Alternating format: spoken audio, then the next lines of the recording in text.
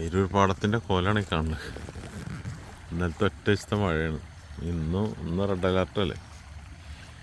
Complete നട്ടൊരുതും ഞാറുള്ളൊരുതും എല്ലാം മുങ്ങി.